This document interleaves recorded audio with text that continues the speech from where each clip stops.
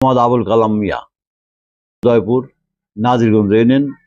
ইস্পাহানি মির্জাপুর শ্রেষ্ঠ ব্লেন্ডের অনন্য স্বাদের দারুণ চা।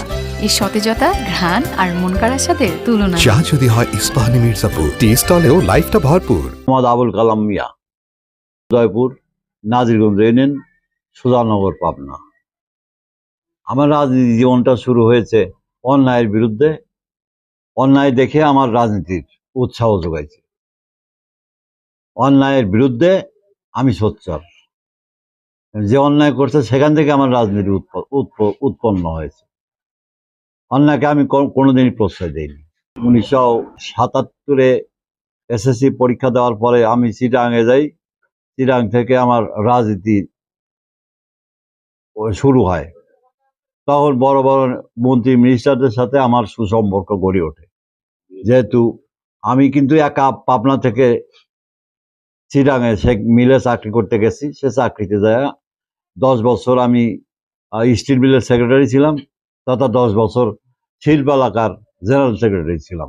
সেই হিসাবে অনেক নেতা নেত্রী আমার সহযোগিতা করছে, প্লাস এসকেন্দার সাহেব এবং প্রধানমন্ত্রী খালেদা জিয়ার তৎকালীন উপদেষ্টা জনাব নজরুল খানের সাথে আমার ভালো সুসম্পর্ক হয়।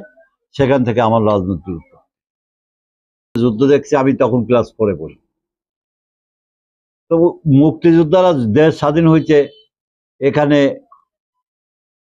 যে সমস্ত অন্যায় অত্যাচার হয়েছে এগুলো দেখে আমার সহ্য হয় নাই, যার জন্য আমি বিএনপি নামক একটা দল গঠন হয়েছিল। তখন আমি সেই বিএনপিতে যোগ দিই এবং অন্যায়ের প্রতিবাদ করতে যাই এবং করতে থাকি। সেখান থেকে আমি এই আজ পর্যন্ত আমি বিএনপির সাথে জড়িত আছি।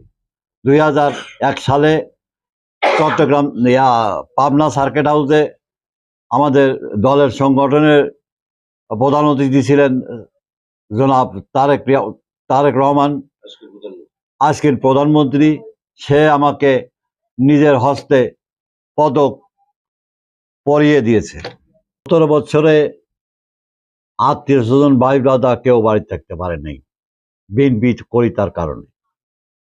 প্লাস 2008 সালে আওয়ামী সরকার নির্বাচিত হওয়ার পর আমাকে গোয়ারিয়া নামে, নাজিরগঞ্জ ইউনিয়ন গোয়ারিয়া নামে একটা বাজারে আমাকে মারধর করা হয়। সংবাদ পেয়ে আমার বড় মেজো ভাই আগায় গেলে সেই সংবাদ পাওয়ার পরে সে হঠাৎ হার্ট অ্যাটাকে মারা যায়। তখন থেকে আমার আরো ক্ষোভ জন্মে এবং বিএনপি সক্রিয়ভাবে বিএনপি রাজনীতিতে জড়িয়ে যায়। নাজিরগঞ্জ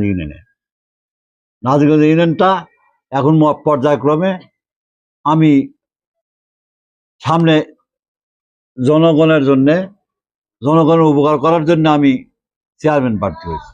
অবহেলিত নাজিরগঞ্জ ইউনিয়ন এবং জনসাধারণের অবহেলিত থাকার কারণে, যাতে অবহেলিত না থাকে, দীর্ঘদিন ধরে রাস্তাঘাট নাজিরগঞ্জ ইউনিয়নের বিভিন্ন সমস্যায় জর্জরিত এবং অন্যায় অবৈধ অত্যাচারী যাতে নিপাত যায়, সেটা দূর করানোর জন্যে মাদক দ্রব্য মানে নিয়ন্ত্রিত নাজিরগঞ্জ ইউনিয়ন থেকে সরাই দেওয়ার জন্যে, চাঁদাবাজি এগুলির থেকে সরাই দেওয়ার জন্য সুন্দরভাবে যাতে পরিচালিত হয়, সেই কারণেই আমি চেয়ারম্যান প্রার্থী হয়েছি। আমার নাজিরগঞ্জ ইউনিয়ন নদী গর্ভে 12 আনা অংশ নদীর ভিতরে নদী গর্ভে চলে গেছে, সিকি অংশ বাইরে আছে।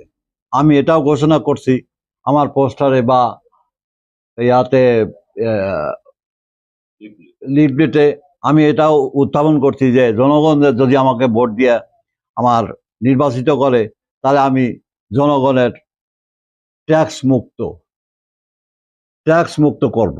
যেহেতু ট্যাক্স মুক্ত করবে এই কারণে আমার 12 আনা অংশ ইউনিয়নের নদী গর্ভে, এখানে সরকারকে যেভাবে অনুনয় বিনয় করে হোক আর যেভাবেই হোক আমি এই ট্যাক্স মুক্ত করার ওয়াদা করেছি।